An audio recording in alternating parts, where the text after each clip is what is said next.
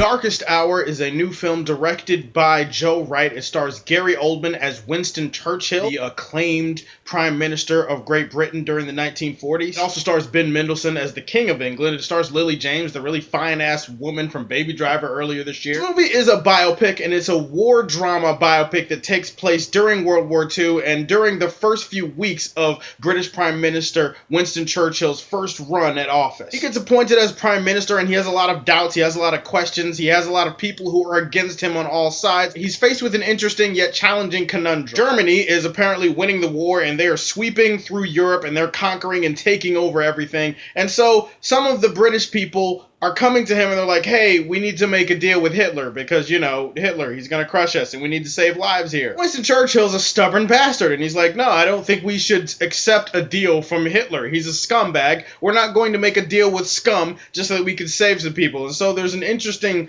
tug back and forth as we deal with the complications that arise from this decision. Any conversation that has to do with Darkest Hour, you know, where Winston Churchill delivers the people of Great Britain from their darkest hour, has to begin and end with Gary Oldman. Gary Oldman was holy shit. Not a single doubt in my mind that Gary Oldman is going to get nominated for something in this movie. I don't care what it is. Golden Globes, Oscars, it has to be Oscars, right? He was mesmerizing in this movie. Gary Oldman was fucking brilliant. This is probably the best performance of his career, and that's saying something because he's had a career full of great performances. He first showed up on the screen, and they added the prosthetics and stuff to his face, obviously, to make him look like Winston Churchill. It was so committed that at first I was just like, holy shit, Jim Gordon gained a lot of weight for this role. That's impressive. That's dedication right there. Then, of course, I remembered and did a little research and found out that they added the prosthetic stuff to his face to make him look more like it. I'm like, oh, well, okay. You didn't get fat, but god damn it, your performance was fat. He is so captivating in this film. He's not just stubborn and fiery for the sake of it.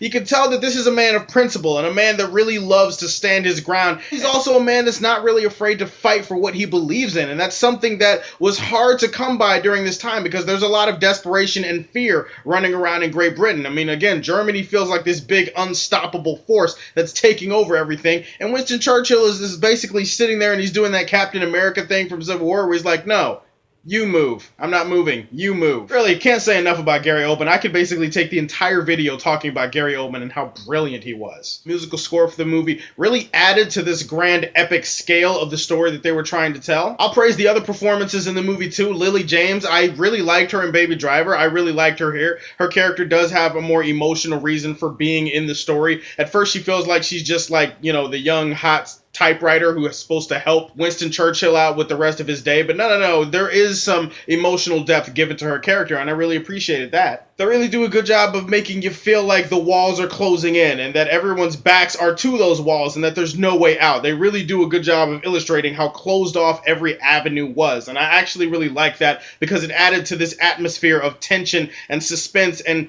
again, desperation that these people felt. And again, it's not just Winston Churchill feeling this, it's everyone around him, and then everyone around him, because they feel that pressure, they're trying to squeeze him for a different decision, and the dude's just like, no, I believe in what I believe in, and you guys aren't going to make me change what I believe in. The movie does a very good job of being inspiring and uplifting, featuring a great performance from a great actor. I mean, this movie checked all the boxes that it needed to, as far as movies go. Having said that, no movie is flawless. This movie had a couple of little minor issues that took away from some of my enjoyment, one of which was tonal inconsistency. Moments where the movie is being built up and the score is doing really great and it's building it up to be this big, epic, huge thing, where it's like, okay, this is a real situation, this is a tense situation, and you can really feel the gravity of that situation. And it really did a great job of building up the tension and winding it up and making you really feel like you're in the situation that Winston Churchill is in. There are times where there's kind of this whimsical la-di-da-di-da, let's have fun at an old man sitcom type of movie, and the tone jumped between those two angles a little bit too often, and I don't think that there was a happy medium always created with it. By the way, Dunkirk is referenced several times in this film, and the events of Dunkirk are referenced several times in this film. In fact, it's a pretty big plot point, so if anybody was ever looking for like some connective tissue between Dunkirk and another World War II film, I mean, you've got it right here. They should turn this into like a Dunkirk universe, you know? I mean, shared universes are all the rage right now, right? Shared Dunkirk universe.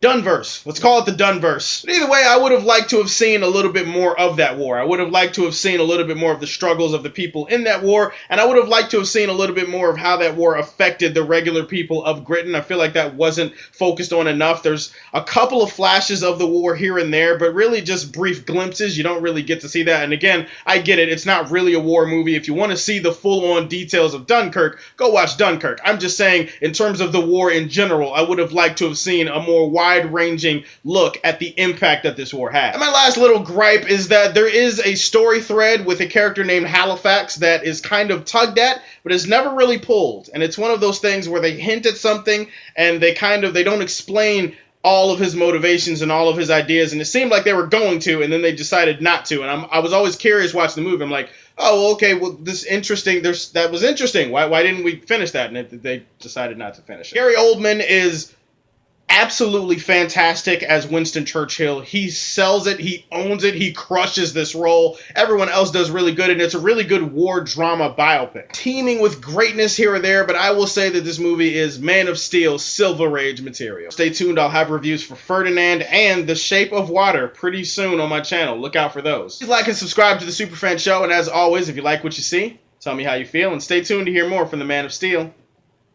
Peace. Or, well, in Britain, they do it like this, because this means something else, but... Peace.